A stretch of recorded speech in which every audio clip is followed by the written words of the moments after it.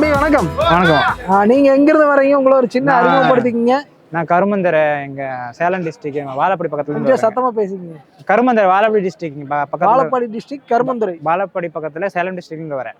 Salem district Vazhapadi ஏரியால இருந்து கருமந்துறைங்கிற இடத்துல இருந்து வரீங்க. சரி, ஓகே. இன்னைக்கு வந்து கருங்கல்பாளையம் சந்தையில 2 மாடுகள் வாங்கியிருக்கீங்க. ரெண்டுமே சினை மாடுகள். அதை பத்தி டீட்டெயில் சொல்ல முடியுங்களா?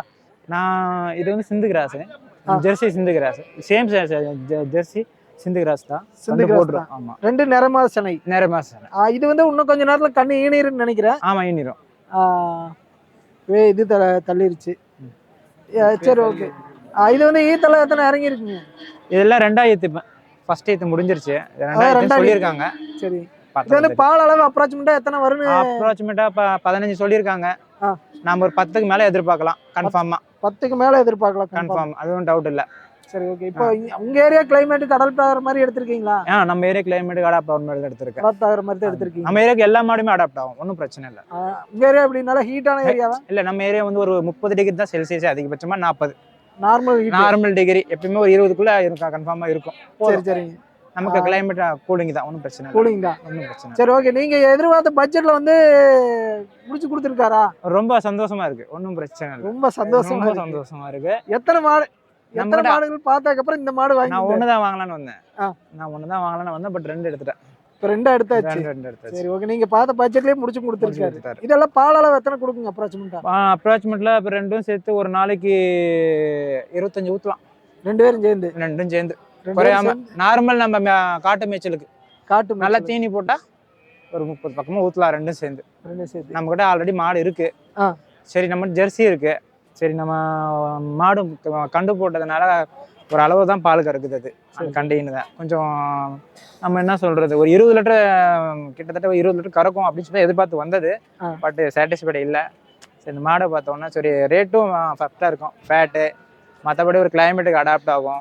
அதிகமாக தீனி தேவையில்லை, நம்ம அதிகமாக எங்கேயும் கொண்டு போய் அலைச்சல் தேவையில்லை. பட்டியில என்ன சொல்றது, பட்டி போட்டு அதை கண்டினியூவா பார்க்கணும், அந்த மாதிரியும் இல்லை. எனக்கு அதை காட்டு மேய்ச்சலுக்கு அப்போ பர்ஃபெக்டாக இருக்கும், இன்னும் பர்ஃபெக்டாக இருக்கும். நீங்க என்ன ஒர்க் பண்ணிட்டு இருக்கீங்க?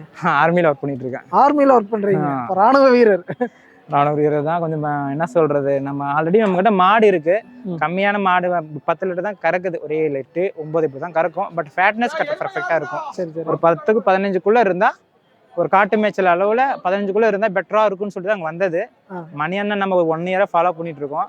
ஃபுல் சாட்டிஸ்ஃபைடு, ஒன்றும் பிரச்சனை இல்லை.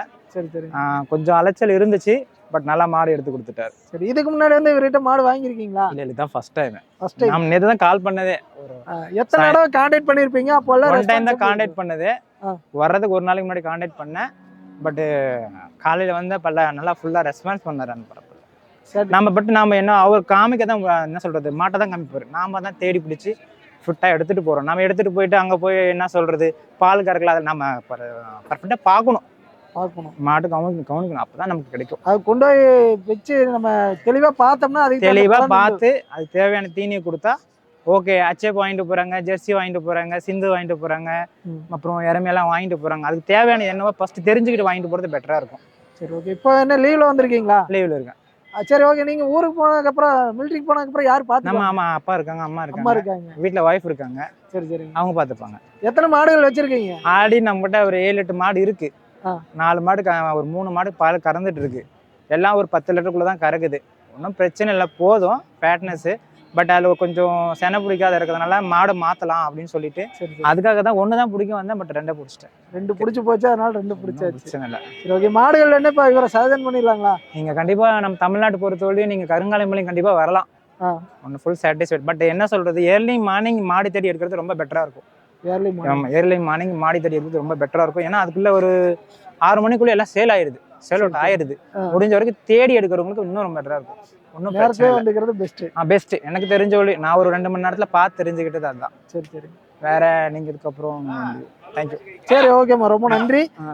இந்த மாடல் கொண்டு போய் மிகப்பெரிய பண்ணை வைக்க எங்க சேனல் சார்பாக கண்டிப்பா பண்ணைக்காக தான் எடுத்துட்டு போறது. ஆல்ரெடி அமைச்சு வச்சிருக்கோம். ஃபர்ஸ்ட் இந்த 2 மாடு தான் கட்ட போறேன்னு நினைக்கிறேன். சரி, ஆல்ரெடி மட்டும் இருக்குது. பட் எல்லாம் அந்த மண்ணிலே கட்டி கொஞ்சம் மடி நோய் இதெல்லாம் அஃபெக்ட் ஆகுறதெல்லாம். சரி, அதனால இப்ப இந்த மாடை வச்சு ஸ்டார்ட் பண்ண போறோம் எங்க வீட்லயும். பார்க்கலாம். சரி, ஓகேம்மா, ரொம்ப நன்றி, வாழ்த்துக்கள்.